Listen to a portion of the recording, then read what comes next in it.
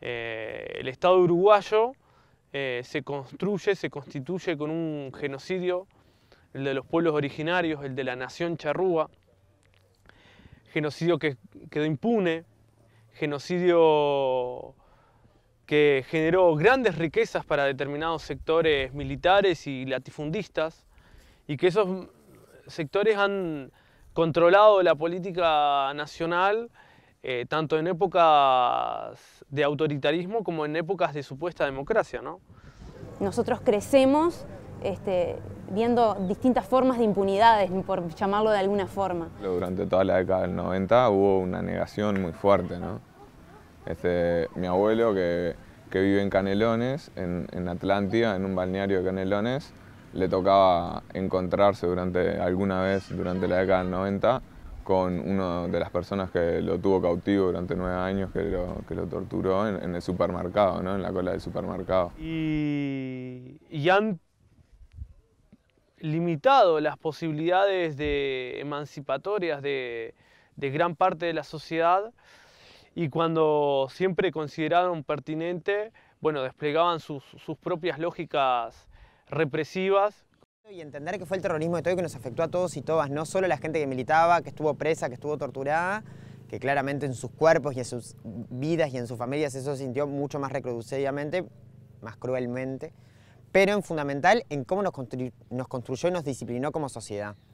Los delitos de lesa humanidad lesionan a toda la humanidad, no solo una parte, no son delitos contra fulano que fue desaparecido o contra mengano que fue secuestrado o contra Julieta que fue obligada al exilio. Son delitos tan graves que dañan a toda la humanidad y por eso no prescriben. Creo que en ese sentido tenemos un enorme desafío, que es comenzar a involucrarnos con el problema desde la cercanía con los estudiantes, escuchar a los estudiantes qué tienen para decirnos sobre eso.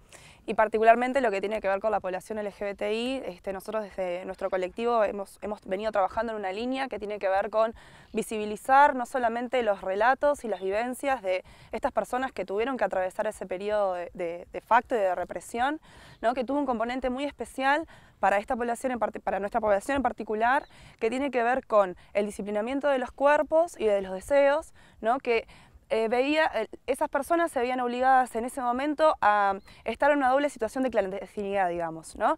O sea, tener que esconderse de sus propios compañeros y compañeras a la interna de los movimientos y al Estado y a la sociedad en general, ¿no? Volviendo a estar en democracia, restaurando todas las instituciones y los derechos y las garantías, pertenecer a estas poblaciones, a estos grupos, seguía significando un factor de peligro y de inseguridad.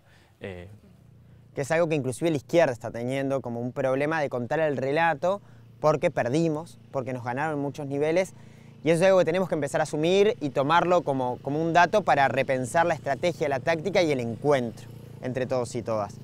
Está buenísimo ver, por ejemplo, acá en el campamento de generaciones, las ganas de todos los jóvenes por saber más, por esa memoria, por que todos, como hablábamos ayer, desde Montevideo al interior del país, que es donde falta todavía más recorrer. El año pasado fui estudiante de cuarto año y la verdad que es bastante decepcionante la manera en la que se nos resume lo que fue el periodo dictatorial. Un resumen totalmente básico y parcializado. No se habla nunca del desastre económico que fue, del robo económico que fue. Creo que el hecho de que el Estado asumiera una parte de la responsabilidad y el hecho de que se realizaran búsquedas de desaparecidos y hasta el hecho de que hubiera hallazgos lamentablemente, tuvo que pasar eso para que mucha gente se convenciera de que efectivamente hubo desaparecidos. Lamentablemente los desaparecidos es un delito que se sigue cometiendo constantemente porque siguen sin aparecer y los responsables siguen en su mayoría en libertad y se les da cárceles de lujo. En realidad es una lucha en conjunto porque así es como tiene que ser y así es como en realidad la necesitamos porque separados es mucho más difícil. Y tenemos que construir encuentros y debates que nos permitan ver cómo poder trabajar todo en clave de desmontar esta hegemonía cultural de impunidad que está.